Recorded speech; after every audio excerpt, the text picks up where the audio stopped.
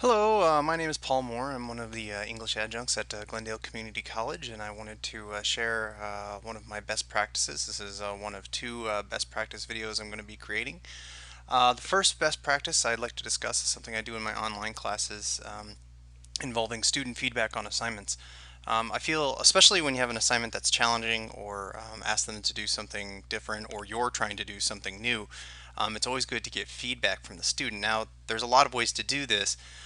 You could just simply ask them to send you an email, or you could have some kind of discussion board or something like that. But the way I've found to do it in Canvas that works really well is to use journal assignments.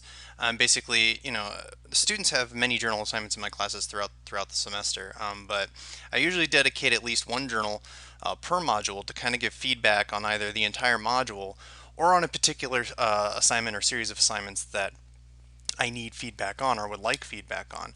And so it accomplishes two things. One, unless they're being extremely lazy, they're going to respond to it. They're going to, because it's worth points and it's part of the normal assignments that they go through for a module.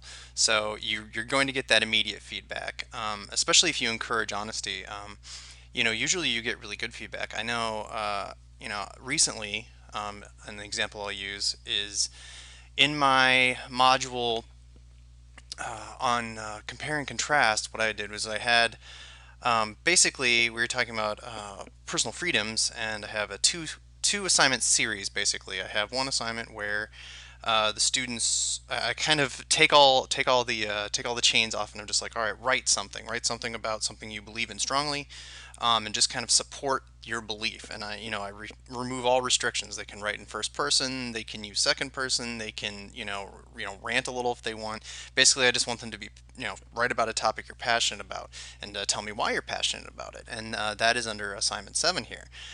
And then what I do is in the next unit, which is either a week or 2 weeks later, depending on the length of the class, um, what I do is I have them play devil's advocate, and I ask them to switch roles and take on their own belief and write an opposing viewpoint to something they believe strongly in. Now, in the past, I have not warned students about this, and just because and to see how they react. That did not go over well, and what I ended up doing now is I give them a little pre-warning that this is coming up. But how I got that information, why I decided to start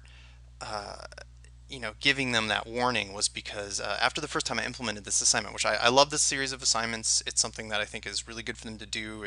It's great critical thinking challenge for them, but students don't like being surprised. I know, surprise, surprise. So what I ended up doing was, at the end of it, I created this module journal. It's a very simple journal assignment that basically asks them, talk about taking on your own opinions. Was it difficult, frustrating, enjoyable? Did you learn anything? And then this is kind of that basic journal prompt to kind of get them to give me some feedback.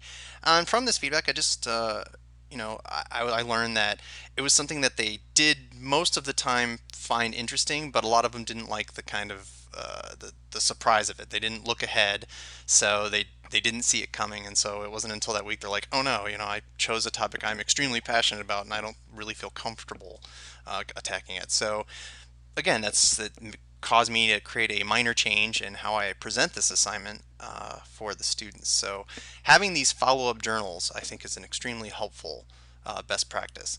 So again, I encourage, anytime you have a new assignment or some sort of challenging assignment, or anytime you just want feedback in general, you can do this for every single module or every single assignment that you do. Just have a little journal and just have it. You doesn't have to be worth a lot of points, but just give them a simple prompt and have them respond, and you'll find that feedback extremely helpful.